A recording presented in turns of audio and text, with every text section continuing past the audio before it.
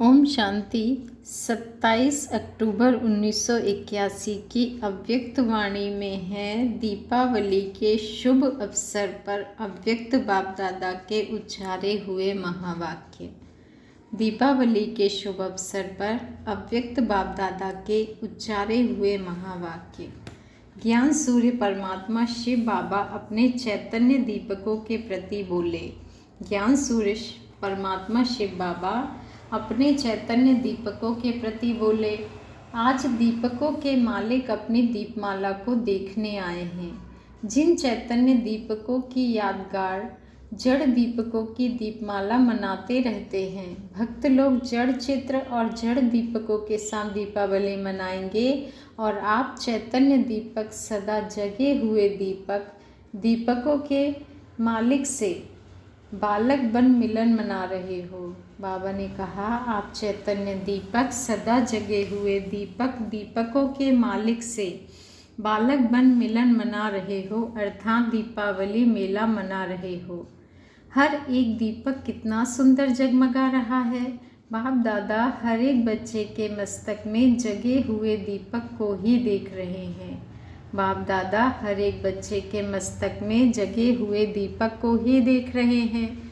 इतनी बड़ी दीपमाला कहाँ हो ही नहीं सकती।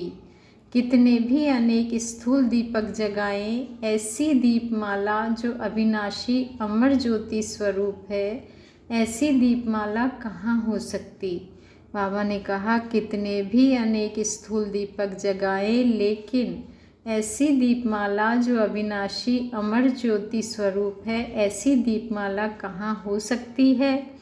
ऐसी दीपावली दीपराज और दीपरानियाँ, क्या कहा बाबा ने कि ऐसी दीपावली दीपराज और दीपरानियाँ, ऐसा मेला कब देखा बच्चे।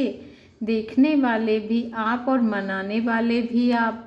बाप दादा सिर्फ गुजरात के दीपकों को नहीं देख रहे हैं, बाप दादा के सामने देश विदेश के चारों ओर के चैतन्य दीपक हैं। 1000 से अधिक भाई बहन आए हैं, इसलिए नीचे 3-4 स्थानों पर मुरली सुन रहे हैं। नीचे वाले भी नीचे नहीं हैं, बाप दादा के नयनों में हैं। यहाँ स्थूल में स्थान नहीं है, लेकिन बाप दादा के नयनों में ऐसे दीपकों का सदा स्थान है। कितना अच्छा पॉइंट बाबा ने कहा कि यहाँ स्थूल में स्थान नहीं है, लेकिन बाप दादा के नयनों में ऐसे दीपकों का सदा स्थान है। आज दीपराज अपनी सर्व दीपरानियों को अमर ज्योति की बधाई दे रहे हैं। सदा अमर भव, सदा अमर भव। विदेश वाले भी मुस्कुरा रहे हैं। दिनेश बहन अमेरिका से आई है। दिनेश बहन अमेरिका से आई है। यह एक नहीं है, एक में अनेक है। चारों ओर के देश वाले भी स्मृति की लव लगाए हैं। उसी लव के आधार पर दूर होते भी सम्मुख हैं।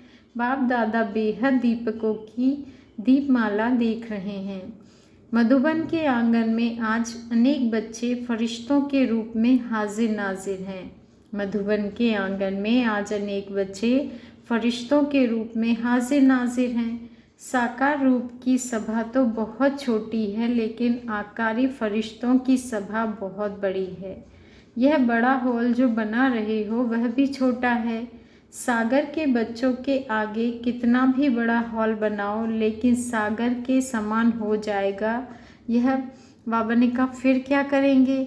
आकाश और धरनी इसी बेहद के हॉल में समा सकते हो। बाबा ने कहा, आकाश और धरनी इसी बेहद के हॉल में समा सकते हो। बेहद बाप के बच्चे 4 दीवारों की हद में कैसे समा सकते हैं। ऐसा भी समय आएगा जब बेहद के हॉल में यह 4 तत्व 4 दीवारों का काम करेंगे। कोई मौसम के नीचे ऊपर के कारण छत की व दीवारों की आवश्यकता ही नहीं होगी। बच्चे, कोई मौसम के नीचे ऊपर के कारण छत की व दीवारों की आवश्यकता ही नहीं होगी। कहाँ तक बड़े हॉल बनाएंगे। यह प्रकृति भविष्य की रिहर्सल आपको यहाँ ही अंत में दिखा देगी। बाबा ने कहा, यहाँ प्रकृति भविष्य की रिहर्सल आपको यहाँ ही अंत में दिखाएगी। चारों ओर कितनी भी किसी तत्व द्वारा हलचल हो, लेकिन जहाँ आप प्रकृति के मालिक होंगे वहाँ प्रकृति दासी बन सेवा करेगी। सिर्फ आप प्रकृति जीत बन जाओ। प्रकृति आप मालिकों का अब से आह्वान कर रही है।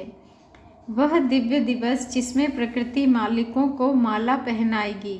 कौन सी माला पहनाएगी? चंदन की माला पहनेंगे व हीरो रत्नों की माला पहनेंगे। प्रकृति सहयोग की भी माला पहनाएगी। जहाँ आप प्रकृति जीत ब्राह्मणों का पांव होगा, स्थान होगा, वहाँ कोई भी नुकसान हो नहीं सकता। एक दो मकान के आगे नुकसान होगा, लेकिन आप सेफ रहेंगे बच्चे। सामने दिखाई देगा यह हो रहा है, तूफान आ रहा है, धरनी हिल रही है, लेकिन वहाँ सूली होगी, यहाँ कांटा होगा, वहाँ चिल्लाना होगा, यहाँ अचल होंगे। सब आपके तरफ स्थूल सूक्ष्म सहारा लेने के लिए भागेंगे। आपका स्थान एस्लम बन जाएगा। तब सबके मुख से अहो प्रभु आपकी लीला अपरंपार है यह बोल निकलेंगे। तब सबके मुख से अहो प्रभु आपकी लीला अपरंपार है यह बोल निकलेंगे। धन्य हो आप लोगों ने पाया, हमने नहीं जाना गवाया। यह आवाज़ चारों ओर से आएगा। फिर आप क्या करेंगे? विधाता के बच्चे विधाता और वरदाता बनेंगे। लेकिन इसमें भी असलम लेने वाले भी स्वतः ही नंबरवार होंगे, जो अब से अंत तक व स्थापना के आदि से अब तक भी सहयोग भाव में रहे हैं, विरोध भाव में नहीं रहे हैं। मानना न मानना अलग बात है, लेकिन ईश्वरीय कार्य में व ईश्वरीय परिवार के प्रति विरोध भाव के बजाय सहयोग का भाव। कार्य अच्छा है व कार्यकर्ता अच्छे हैं, यही कार्य परिवर्तन कर सकता है। बच्चे, ऐसे भिन्न भिन्न सहयोगी भावनाओं वाले ऐसे आवश्यकता के समय पर इस भावना का फल नज़दीक नंबर में प्राप्त करेंगे। क्या कहा बाबा ने कि ऐसे भिन्न भिन्न सहयोगी भावनाएं वाले ऐसे आवश्यकता के समय इस भावना का फल नज़दीक नंबर में प्राप्त करेंगे, अर्थात एस्लम के अधिकारी नंबर 1 बनेंगे। बाकी इस भावना में भी परसेंटेज वाले उसी % प्रमाण एस्लम की अंजलि ले सकेंगे। बाकी देखने वाले देखते ही रह जाएंगे, जो अभी भी कहते हैं देख लेंगे, तुम्हारा क्या कार्य है वह देख लेंगे, आपको क्या मिला है, जब कुछ होगा तब देखेंगे। ऐसे समय की इंतज़ार करने वाले एस्लम के इंतज़ार के अधिकारी नहीं बन सकते।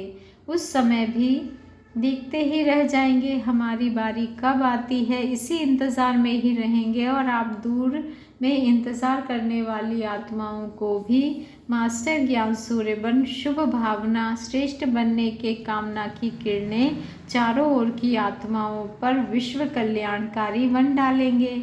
कि बाबा ने कहा फिर कितने भी विरोधी आत्माएं हैं, अपने पश्चाताप की अग्नि में स्वयं को जलता हुआ बेचैन अनुभव करेंगी, और आप शीतल देवियां बन रहम दया कृपा की शीतल छींटों से विरोधी आत्माओं को भी शीतल बनाएंगी, अर्थात सहारे के गले लगाएंगी।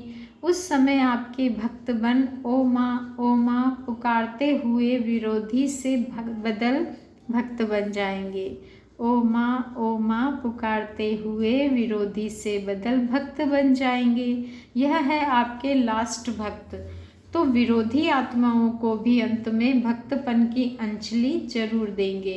वरदानी बन भक्त बन का बाबा ने कहा वरदानी बन भक्त भव का वरदान देंगे।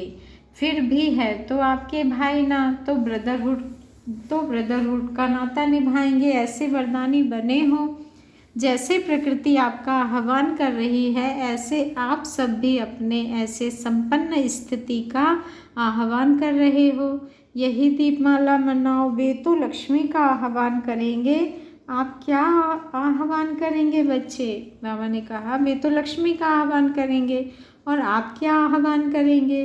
वे तो धन लक्ष्मी देवी का आह्वान करते हैं, आप सभी धनवान भव की स्थिति का आह्वान करेंगे। आप सब धनवान भव की स्थिति का आह्वान करो।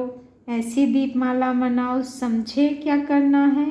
बाबा ने पूछा कि समझा क्या करना है। अच्छा, ऐसे दीपमाला के दीपकों को सदा सर्व खजानों से संपन्न धनवान भव, बच्चों को सदा अमर ज्योति भव, बच्चों को सदा हर आत्मा को शुभ भावना का फल देने वाले वरदानी महादानी बच्चों को बाप दादा का याद प्यार और नमस्ते।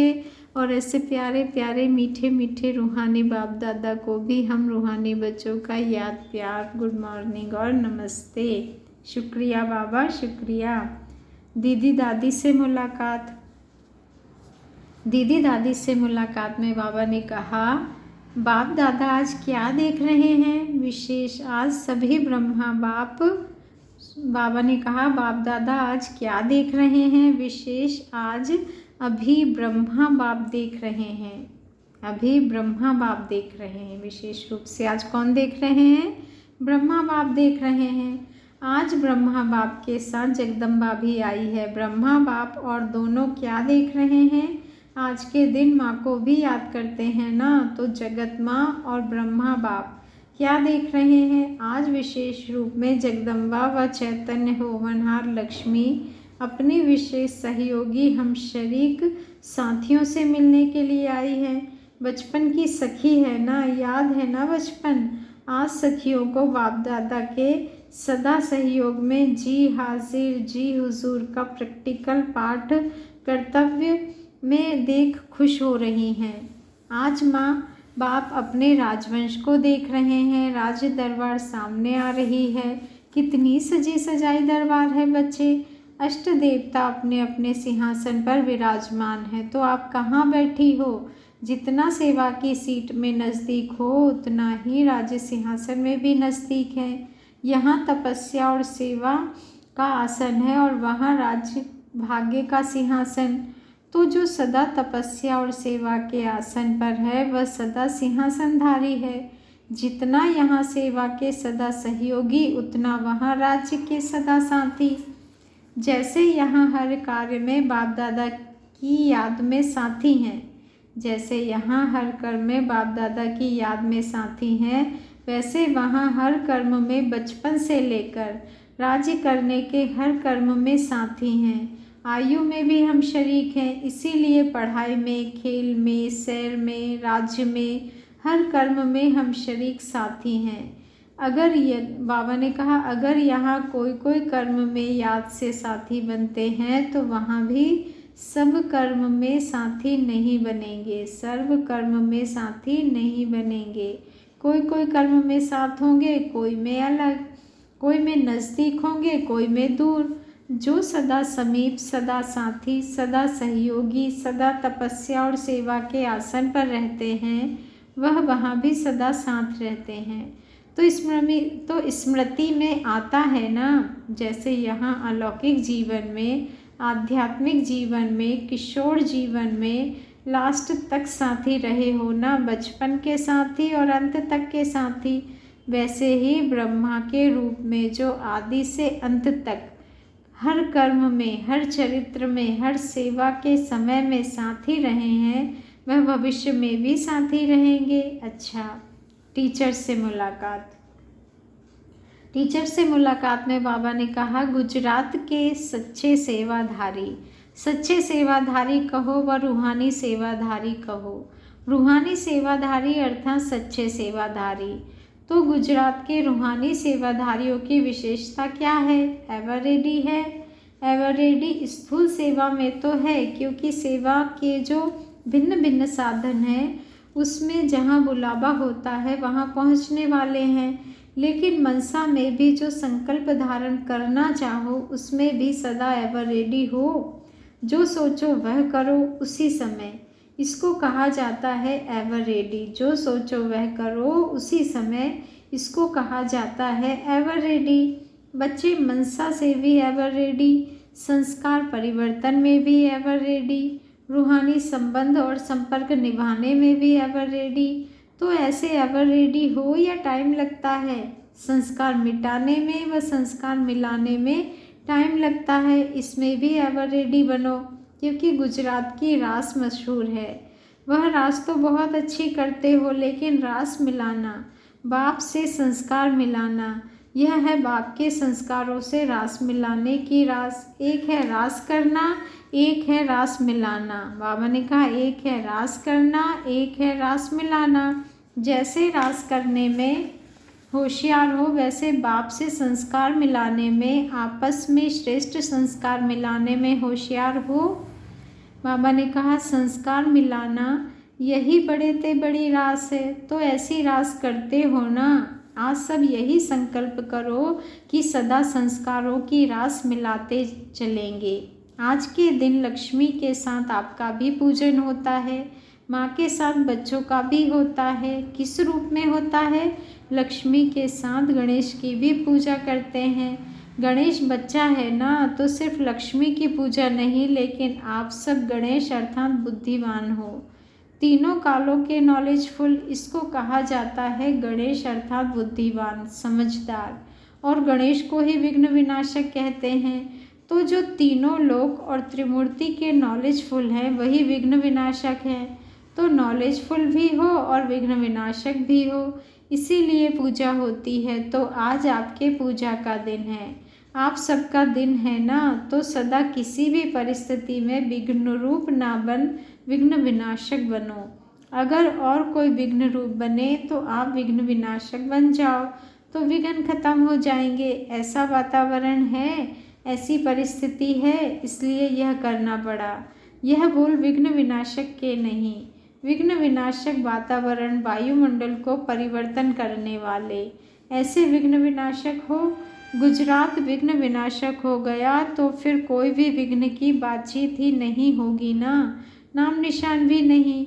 जब आपकी रचना हद का सूर्य अंधकार को समाप्त कर सकता है, तो आप बेहद के मास्टर ज्ञान सूर्य क्या यह नहीं समाप्त कर सकते हो? जैसे गुजरात सेवा में नंबर 1 है, ऐसे विघ्न विनाशक में नंबर 1 हो। तब प्राइज़ देंगे, बहुत बढ़िया प्राइज़ देंगे। जो बाप को सौगात मिलती है ना, वह आप गुजरात को देंगे। बाबा ने कहा अच्छा, दीपावली और नए वर्ष की मुबारक। 27 तारीख रात के 1:30 बजे। सदा ही आपका नया वर्ष तो क्या, लेकिन हर घड़ी नई है बच्चे। इसलिए हर घड़ी में नया उमंग, नया उत्साह, नया सेवा का प्लान, हर घड़ी नए ते नई। इसी नवीनता की सदा के लिए बधाई। लोगों के लिए नया वर्ष है और आप लोगों के लिए नवयुग है, और नवयुग में हर घड़ी उत्साह होने के कारण उत्सव है। हर घड़ी दीपावली है, हर घड़ी उत्सव है। क्यों? क्योंकि उत्सव का अर्थ ही है उत्साह दिलाने वाला। तो हर घड़ी हर सेकंड, तो हर घड़ी हर सेकंड उत्साह दिलाने वाला हो, इसलिए वह तो वर्ष वर्ष उत्सव मनाते हैं, और आप हर घड़ी उत्सव मनाते हो। यह ब्राह्मण जीवन ही आपका उत्सव है बच्चे, जिसमें सदा हर घड़ी खुशी में झूलते रहो। क्या कहा बाबा ने कि बच्चे यह ब्राह्मण जीवन ही आपका उत्सव है, जिसमें सदा हर घड़ी खुशी में झूलते रहो। ऐसे नया दिन कहो, नया वर्ष कहो, नया सेकंड कहो, संकल्प कहो, हर नए रूप की बधाई। बाबा ने कहा बच्चे यह ब्राह्मण जीवन ही आपका उत्सव है, जिसमें सदा हर घड़ी खुशी में झूलते रहो। ऐसे नया दिन कहो, नया वर्ष कहो, नया सेकंड कहो, संकल्प कहो, हर नए रूप की बधाई। दीपावली भी मनाई, नया वर्ष भी मनाया, दोनों का संगम हो गया। गुजरात वाले लकी हैं, संगम युग में भी संगम मनाया। अच्छा, अविनाशी बधाई। अच्छा, शुक्रिया बाबा, शुक्रिया आपका, दिल से बहुत बहुत शुक्रिया।